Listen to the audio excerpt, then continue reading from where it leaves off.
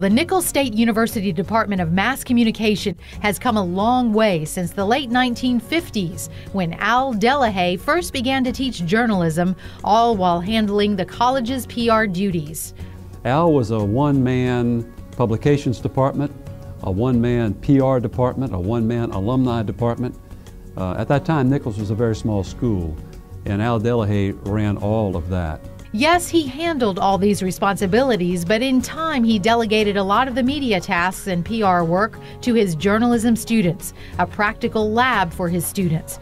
Al asked a young Dan Bornay to write an article about freshman orientation for the college paper, The Nicholls Worth, even before Dan took his first class at Nicholls.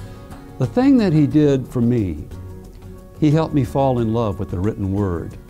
Another former student of Delahaye's was Margaret Dubuisson, who worked for WVUE as a news anchor for 17-plus years. Dubuisson admits she was one of many aspiring journalism students back in the 1970s who noticed how journalists were shaping politics, in particular the Watergate scandal.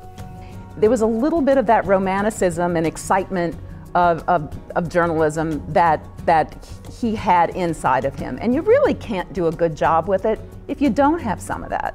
But what he did let us know is that for every Woodward and Bernstein and Deep Throat in the parking garage, there were going to be 50,000 zoning meetings that you'd cry from boredom while you were covering it. And you still had to do the job and get it done and do it well and get the facts, even if it was not Deep Throat in the parking garage. And so few of our stories were that.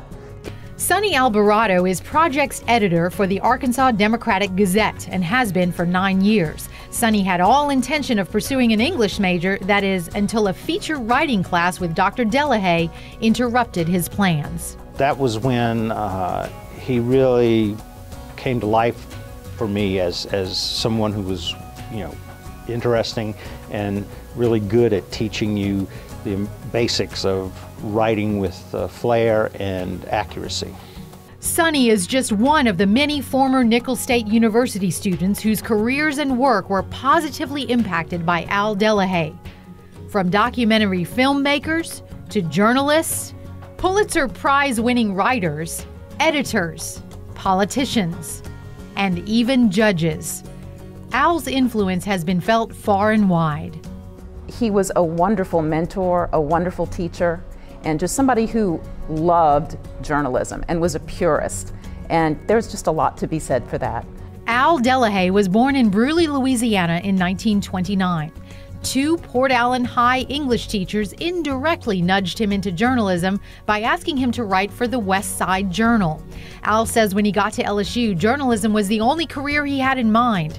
He graduated from the LSU School of Journalism in 1949 and then received his master's from LSU in 1951. At that time, he founded the LSU Journalism School Alumni Association. Al went on to write and work for several South Louisiana newspapers in the 1950s and served in the United States Marine Corps during the Korean War. He was such a fast typist that his CO kept him stateside, a war journalist who never actually went overseas. In 1957, Al moved to Thibodaux to teach and head up the Public Affairs Department at Nicholls State. Years later, in 1967, Delahaye took a 2-year leave to earn his Ph.D. from the journalism school at the University of Missouri. After that, Dr. Delahaye returned to Nicholls College and continued to grow the journalism program there. Al was also instrumental in helping Nicholls gain official status as a university in 1970. Among Al's publications, a 2-part series on the history of Nicholls State University, a history that will forever include the unyielding drive and undaunting dedication of Dr. Al Delahaye. What he imparted to all of us, the basics, the fundamentals, the hard work that's involved in journalism, the excellence that you really have to strive for in order to do a good job. As a journalist, a teacher, and a friend, Al Delahaye stands as a shining example, I think, of a journalist. He had not only the academic depth, but he had the practical experience too, to teach in the classroom and to apply in the real world. Not everybody has that gift, but he had it, and he shared it. I think I have been given too much credit for the success of my former students. I credit journalism by its very nature for attracting talented students who love to write, who welcome challenges, and who are ambitious, creative, resourceful, and curious.